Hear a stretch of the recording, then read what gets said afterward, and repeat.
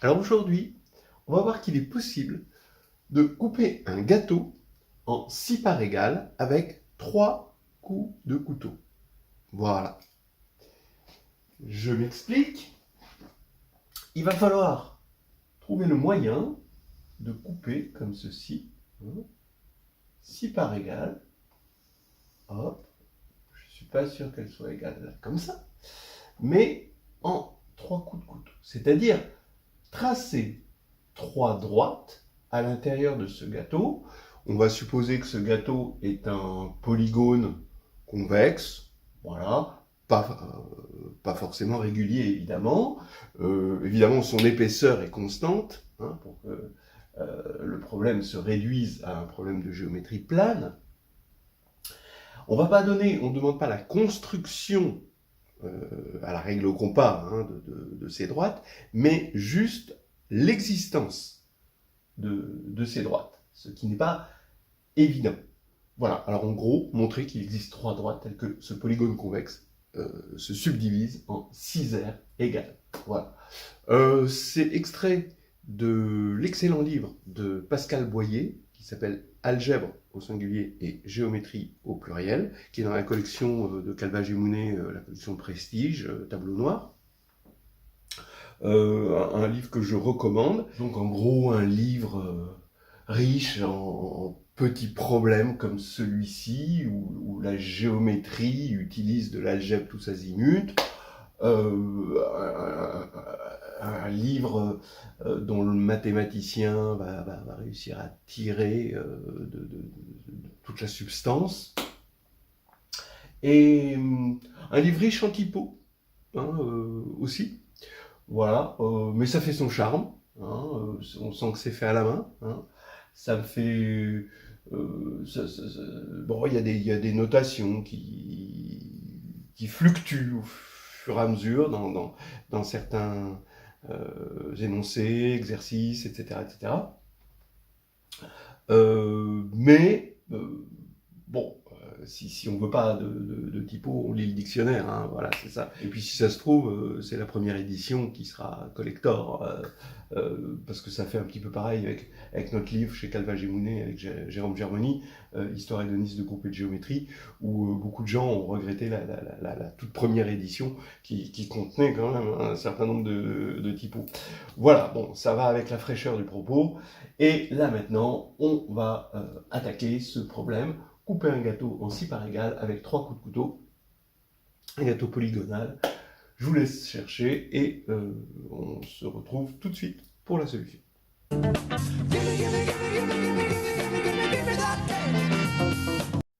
Alors, allons-y pour la solution. On va utiliser à fond le théorème des valeurs intermédiaires. Alors, bon, on supposera, on admettra que les fonctions qu'on va utiliser sont toutes continues. On n'a pas de mal à admettre sans formule, sans donner des formules, que toutes ces fonctions sont bien continues. Vous allez voir de quoi je vais parler.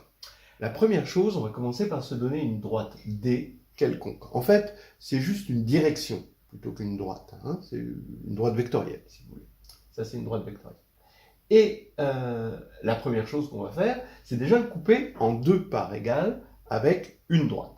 Donc, on va choisir une droite qui a la direction de D. On va balayer toutes les droites qui ont la direction de D, comme ça, sur le gâteau, et on va regarder la proportion que l'on coupe entre la partie, on va dire ici, supérieure de la droite et la partie inférieure, entre les deux parties. Alors ici, évidemment, c'est 0, et ensuite, en descendant jusque-là, eh bien, la proportion est de 1.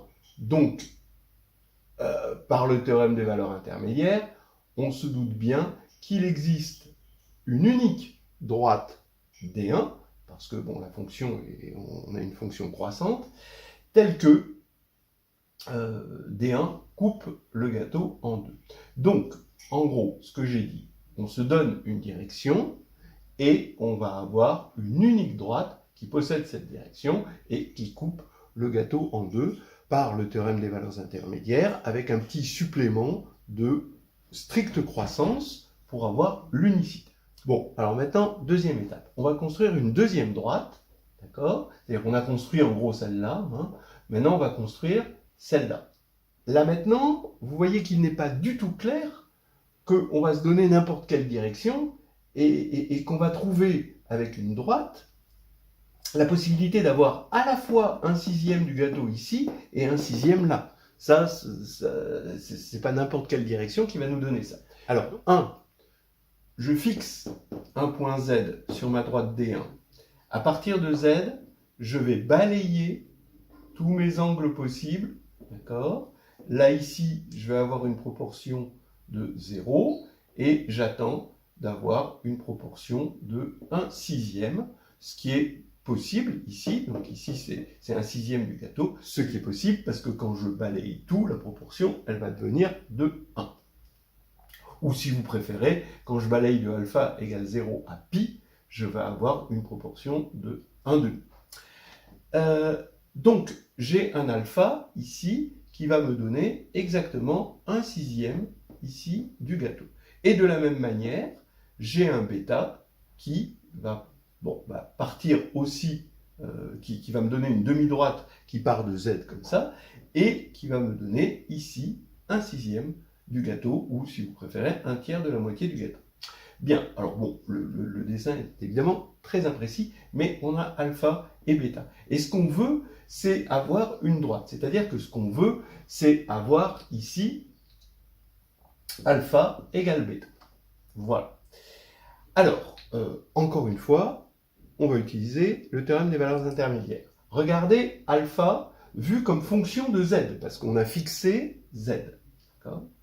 Et z, il peut se balader de moins l'infini vers plus l'infini. Alors on va dire moins l'infini là, plus l'infini là. En moins l'infini, donc regardez la direction de alpha, en moins l'infini, on va avoir que alpha va tendre vers pi. D'accord ? Et en plus l'infini, alpha va tendre vers 0. Et il est évident que si on veut avoir exactement un sixième du gâteau, d'accord, alpha, en fonction de z, va être une fonction décroissante. À chaque fois que z va vers la droite, eh bien, alpha va être de plus en plus petit pour aller de pi à 0.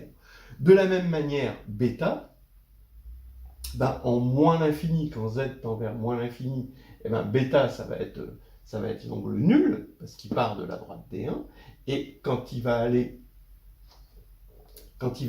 de l'autre côté à droite, il va tendre vers pi. Donc bêta de z croît de 0 à pi. Donc vous prenez un z ici, vous regardez alpha, et vous voyez que alpha, là, comme ça, si vous prenez z ici, vers moins l'infini, d'accord, et vous voyez que alpha tend vers pi pour avoir le tiers. Bon, là, ça fait pas le tiers de la moitié, mais on comprend à peu près ce que ça veut dire. Bref, j'ai la décroissance, j'ai les limites. Maintenant, je vais regarder bêta de z moins alpha de z. Et ça veut dire que ça croît de moins pi à pi. Donc, ça veut dire qu'il existe un unique z0 pour lequel alpha est égal à bêta. Et ça y est, j'ai trouvé mon z0 sur D1. Et j'ai alpha égale bêta, ce qui veut dire que je vais avoir ma deuxième droite que j'appelle D2. Bien. Ok, maintenant, à partir de ce Z0, qui est unique, eh bien, je vais construire, encore une fois, mes deux demi-droites, D3 plus et D3 moins, de sorte à ce que le gâteau il soit partagé ici. Et là, on a presque terminé, mais pas tout à fait, parce que ce sont deux demi-droites, ce n'est pas une seule droite. Donc je prolonge D3+, là je l'ai prolongé un petit peu maladroitement pour qu'on le voit bien, et je vais avoir, quand je prolonge D3+, un angle gamma, que je vais orienter dans ce sens-là, et de l'angle de D3+, avec D3-. Voilà. Et ce que je voudrais, c'est que gamma soit égal à 0. Et malheureusement, il n'y a encore rien qui me garantit que gamma est égal à 0. Sauf que, pour l'instant, j'ai unicité. de D1, de D2, de Z0, mais cette unicité dépendait de la droite, la direction, la droite vectorielle, verte ici, dont j'étais parti. C'est-à-dire que maintenant, je vais basculer ma droite, je peux lui faire un demi-tour, d'accord, comme ceci. Donc, je vais regarder, je vais dire que cette droite dépend d'un angle θ, et que, en fait, tout ce que j'ai obtenu, c'est-à-dire notre droite D1 dépendait de θ, notre droite D2 dépendait de θ, alpha, qui était unique, dépendait de θ, bêta, Z0, tout dépend de θ, mais de façon unique. Et modulo quoi? Eh bien, regardez, alpha, bêta, Z0, D1, D2 dépendent de θ de façon unique, modulo pi. Parce que quand je retourne ma droite, eh bien, j'ai exactement la même droite, la même direction, ce qui fait que par unicité de la construction, on utilise cette unicité, eh bien, on va retrouver exactement le même schéma. Donc on retrouve le même schéma ici, la même droite D1, la même droite D2, mais quand j'ai retourné ma droite continuellement, comme ceci, eh bien, D3 plus est passé de l'autre côté, et D3 moins est passé de l'autre côté. Donc maintenant, D3 plus est là, D3 moins est là. C'est exact, ils ont échangé leur rôle, d'accord? Parce qu'il y en avait un qui était dans la partie supérieure, on va dire, et l'autre dans la partie inférieure.